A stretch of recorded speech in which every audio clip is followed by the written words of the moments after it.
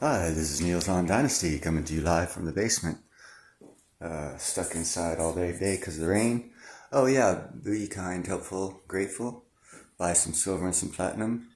Like, share, and subscribe.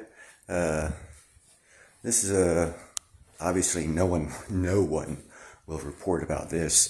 This is about Zimbabwe's space ambitions and their satellites. It's not just a Christmas story. It's for real. Zimbabwe just launched a satellite, which is cool. Amid sanctions from the West, they were still able to come up with the funds and everything needed to do it for themselves. Kind of reminds me of Ethiopia and the Gerd Dam, for which Egypt never attacked in November as they had threatened to. But they didn't have any money from the World Bank or any of the central banks or any banks whatsoever. So the people of Ethiopia, as poor of a country as it is, was able to come up with $4.5 billion to start building their own infrastructure.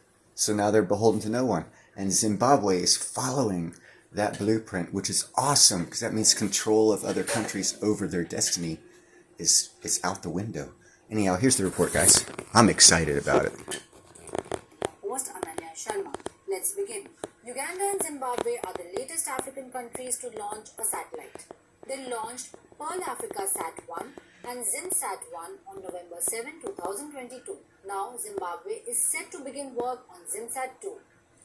After the success of Zimbabwe's first satellite mission, the ZimSat-1, the Zimbabwe National Geospatial and Space Agency, also known as ZINGZA, has confirmed that preliminary work, including satellite mission development, has been green-lighted by President Emmerson Mnangagwa for ZimSat-2.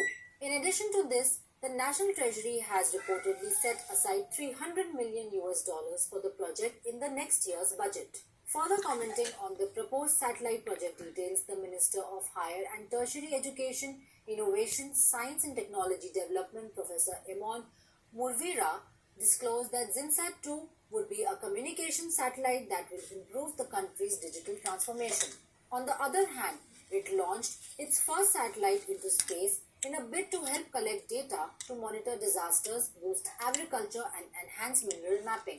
These are the areas in which Zimbabwe is working on to tackle the sanctions imposed by the West. Recently, it was reported that Zimbabwe is performing better every year when it comes to the production of grains. Zimbabwe's plans to launch the satellite started in 2018, less than a year after President Emmerson Mnangagwa came to office, who created the Zimbabwean National Geospatial and Space Agency to promote research and innovation in the country. Launching its first satellite was a historic moment for Zimbabwe, as it hoped that the data collected by the satellites will help improve life on ground. ZimSat-1 will help Zimbabwe in land and water mapping, including weather forecasting, infrastructure planning, and disaster prevention. This journey has not been easy for Zimbabwe at all. Western sanctions have adversely affected the country's economy. It has gone through a turbulent political and economic situation for a very long time. Since the 1990s, soaring inflation, debt distress, poverty, unemployment, etc. have been the major issues of its economy. Further, Zimbabwe has lost about $100 billion in aid and grants from financial institutions such as the African Development Bank due to West sanctions. The World Bank uncovered that the GDP of Zimbabwe fell from $6.78 billion in 2001 to $4.42 billion in 2008. Thus, Zimbabwe's economy has been struggling for 2 decades due to Western sanctions. However, now the country, despite facing all odds, is aiming higher and investing on its space program to utilize it for the country's well-being. From banking transactions to health and education, our modern lifestyles are dependent on space products and services. Thus, with the right approach and commitment, it can drastically change country's fate and immensely contribute to its progress. By taking its space... I just think that's kick-ass, man.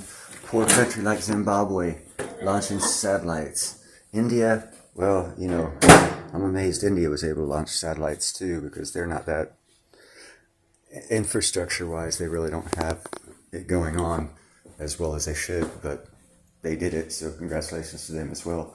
But Zimbabwe, man, I imagine if I don't imagine. I just wonder when they're going to start mining. They've got the world's second or third largest platinum metals veins in the world running in their ground. So they've got some natural resources. Harley wants to say hi. Hi, Harley. You saying hi? You're not letting me film with your meowing? Yeah, is that what it is? Huh? But anyhow, you guys have a nice night, and Harley says good night. Say good night, Harley.